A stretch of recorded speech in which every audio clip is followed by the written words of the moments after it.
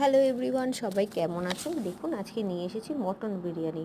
উফ, এই পিসটা তো আমার ফেভারিট, দেখেই লোভ লাগছে। এই তেল তেল জুসি জুসি মাটনটা খেতে কে কে ভালোবাসো কমেন্ট করে জানিও। আমি তো ভীষণ ভালোবাসি বিরিয়ানি, মাটন বিরিয়ানি। আচ্ছা, এবার বলি আমি কোথায় এসেছি।